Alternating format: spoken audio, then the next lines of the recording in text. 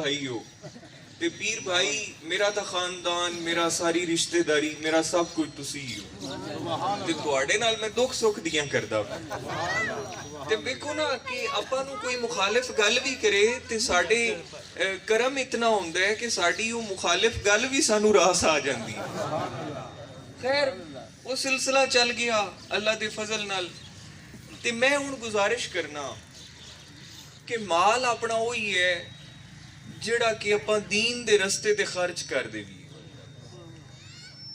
दीन ਦੇ ਰਸਤੇ ਤੇ ਜਿਹੜਾ ਖਰਚ ਕਰ ਦੇਵੀਏ। ਅੱਛਾ ਜੀ ਸਵਾਲ ਪੈਦਾ ਹੋ ਗਿਆ ਮਦਰਸੇ ਦੀ ਛੱਤ ਪੈ ਗਈ ਹੁਣ ਗੱਲ ਸ਼ੁਰੂ ਹੋ ਗਈ ਕਿ ਇਹਦਾ ਇਫਤਤਾਹ ਕਰੀਏ।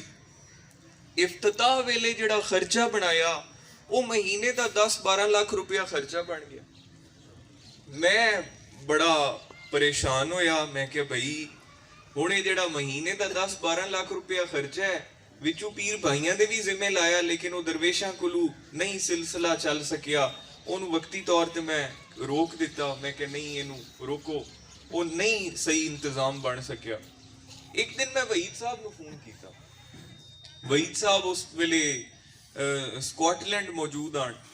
ਮੈਂ ਕਿਹਾ ਜੀ ਮੈਂ ਮਦਰਸੇ ਦਾ ਇਫਤਤਾਹ ਕਰਨਾ ਹੈ ਤੇ ਮੈਂ ਚਾਹਨਾ ਕਿ ਕੋਈ ਆਪਾਂ ਐਸਾ ਸਿਲਸਿਲਾ ਬਣਾ ਲਈਏ कि जिथों मदरसे वास्ते लंगर खाने वास्ते आमदनी आंदी रहे और सानू लोकां कोलों मंगण दी जरूरत भी ना पवे। कोई अपनी खुशी तू देवे ते बिस्मिल्ला, ना देवे ते ना देवे।